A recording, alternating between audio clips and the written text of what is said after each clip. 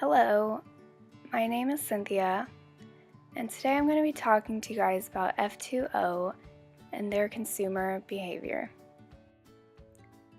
First, let's take a look at the background of F2O.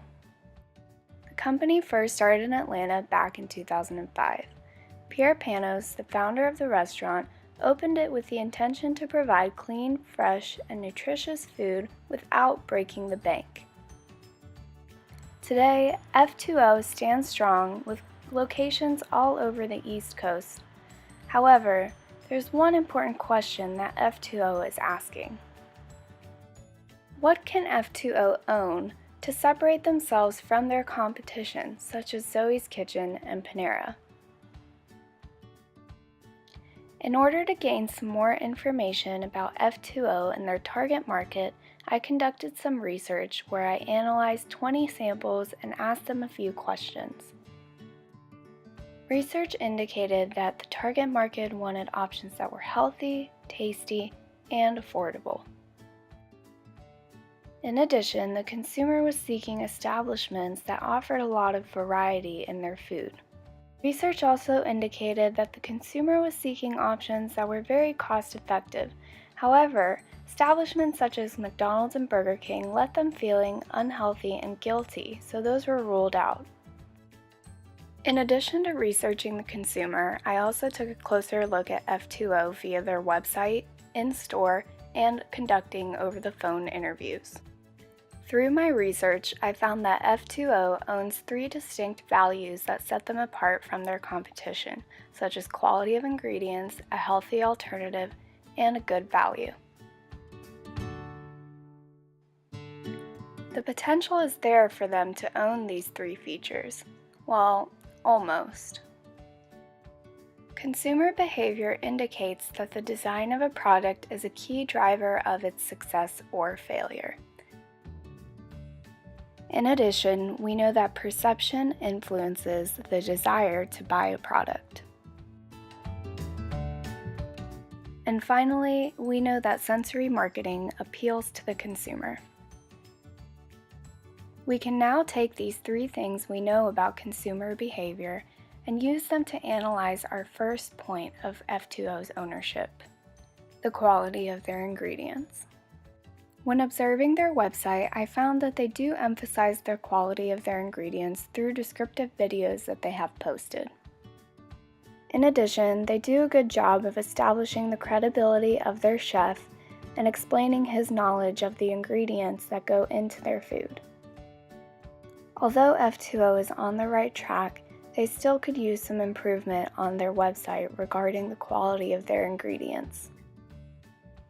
I found through my search that there was no information online about the actual source of their food. Where does it come from?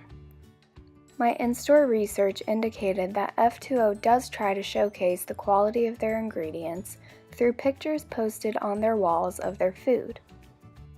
However, they could still use some improvement in their stores. As a customer, when I entered into the store, I found that there was no real information that indicated why F2O's ingredients were that much better than their competition's. So how can F2O improve this, both online and in store? Well, F2O has a platform online, so they should use it. They need to be more descriptive in the content of their website. Tell your consumer where the ingredients are coming from. You need to add this information to the menu tab itself.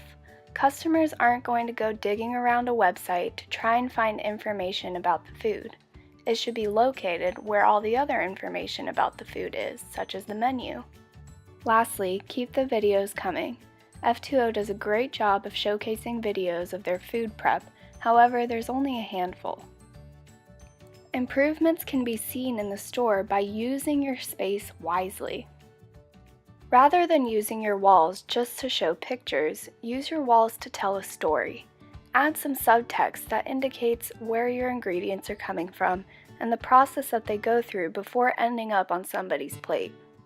This will also give consumers a better chance to get to know you as a company and also give them something eye-catching to look at while they're consuming their meal.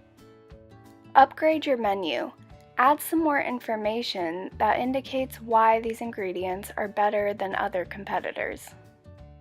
Also, educate your staff. I found through my research that a lot of them didn't know why these ingredients were so fresh or the source of the ingredients when I asked them. So let's take another look at what consumer behavior indicates. Consumers experience different kinds of motivational conflict that can impact their purchases, such as approach avoidance, where you want pizza but you also want to lose weight. Knowing this, let's take a look at the second point of F2O's ownership, being a healthy alternative. My online research indicated that they do have nutrition facts available. However, when I was in store, I had difficulty confirming that this was in fact a healthy alternative, being that they had so many unhealthy add-ons sitting at the front register, such as cookies. But I found I was most disappointed when I found that they had no information about their nutrition in store. I asked a manager to provide me with nutrition information, and she said that unfortunately they didn't have any in the store itself. She said that I could check them out online if I wanted further information, and actually recommended that I fill out a survey on the website to indicate to corporate that this was a necessity that they provide in stores. With that in mind, how can F2O improve this? It's quite clear that they need to be able to provide customers with some kind of nutrition information in store itself. They should also provide some healthy add-on options for consumers. Many of them are not able to eat cookies and the sweet treats that they have up front and require something healthier. Try and educate your guests through your menus. Maybe provide little disclaimers that indicate that making one choice over the other will reduce calories or fat, etc. So let's take one last look about what we know about consumers. Underlying values drive consumer motivation. Consumers are often happy when they know that they can save money. With that in mind, let's take a look at the third point of F2O's ownership, being a good value. I found through my research of their smartphone application that they do offer a rewards program to their customers. However, I found that there was one problem with this rewards program. I found that the cost of receiving the reward didn't really outweigh the benefit of the reward itself. Huge block letters on the home page of the app indicate that you only receive $10 off when spending over $100, which seems to be a bit excessive. Customers who value receiving a good deal on food don't really want to realize that they're spending over $100 at one restaurant. In-store research indicated that the restaurant offers small plates and large plates. The small plate option is actually a more price-sensitive option, being that it's a smaller portion of food. But through my research and as a longtime customer of F2O, I realized a huge problem with this. As a repeat customer of F2O, I've realized that their small plate and their large plate are virtually the same. I've ordered both items and noticed that I'm receiving the exact same quantity of food on both a small plate and a large plate for a significant difference in price. So what can F2O do to improve this? The company should seriously rethink their rewards program. Perhaps by offering rewards at a much faster rate, they will increase their customer frequency because customers will be more likely to visit, being that they'll receive a reward after fewer visits. They should also promote the difference between their large and small plates and differentiate. I don't believe this happened by luck that my small plate and my large plate shared the same quantity of food, because this has happened to me on more than one occasion at several different restaurant locations.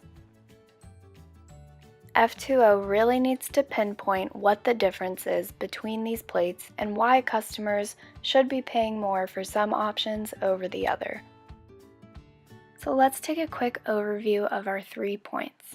In order for F2O to own the quality of their ingredients, they need to be more descriptive, online and in stores. Tell your customer more about your ingredients. Why should F2O do this? Well, my research indicated that consumers appreciate a sense of transparency, especially when they're trying to figure out where their food is coming from. Consumers are very concerned about the quality of their food and making sure that it's healthy enough for them to consume. In order for F2O to own being a healthy alternative, they need new options and more information. They need to be able to provide a healthy alternative add-on items, and they need to be able to provide nutrition information in their stores. Why should F2O do this?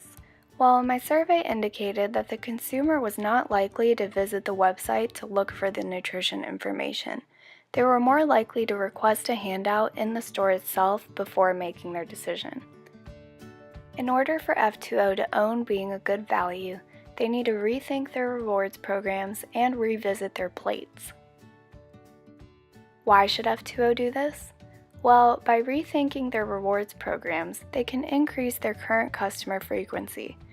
By increasing the frequency of the rewards, customers will enter the stores more often. In addition, it's so important that the store differentiates between their large plates and their small plates and indicates why customers should be paying double the price for one over the other. By implementing these changes, F2O can establish the features they own and increase the frequency of their current customers as a result. I appreciate your time. Thank you so much for watching.